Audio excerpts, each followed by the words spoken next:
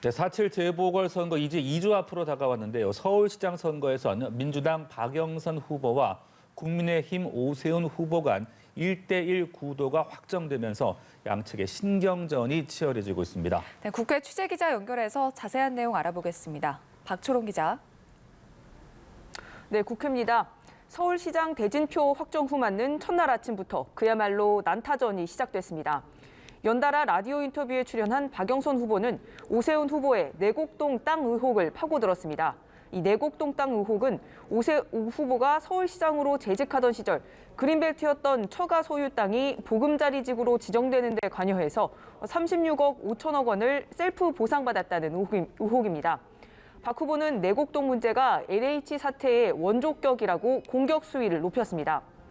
오 후보 해명대로 보금자리지구 지정에 직접적으로 관여하지 않았다 하더라도 이해충돌 문제가 있기 때문에 시민들에게 내곡동에 땅을 갖고 있다고 알렸어야 했던 겁니다.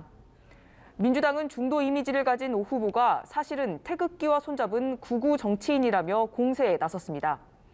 2019년 10월 정광훈 목사가 참석한 태극기 집회에서 문재인 대통령을 향해 독재자다, 정신 나간 대통령이다 등 막말 선동을 했다면서 합리적 보수 이미지는 위장이라고 공격했습니다. 이에 대비한 듯 오세훈 후보는 단일화 뒤 첫 행보로 민주당을 탈당한 금태섭 전 의원을 공동 선대위원장으로 캠프에 합류시키며 중도층 표심 얻기에 나섰습니다. 금 의원은 오늘 아침 선대위 회의에 참석해 이번 선거가 정상적인 정치를 회복하는 첫걸음이라면서 전통적 야권 지지층뿐만 아니라 중도층을 비롯한 합리적 유권자 여러분께 호소할 수 있어야 한다고 밝혔습니다.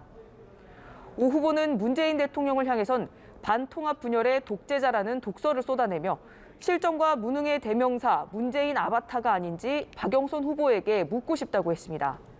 자신을 MB 아바타라고 비판한 데 대한 반격인 셈입니다. 또 박영선 후보 당선은 박원순 시즌2라고 공격했습니다.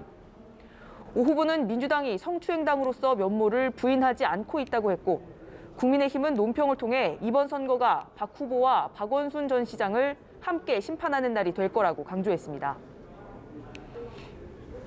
네, 여야가 오늘 본회의에서 4차 재난지원금 지급을 위한 추경안 처리를 합의했었는데요.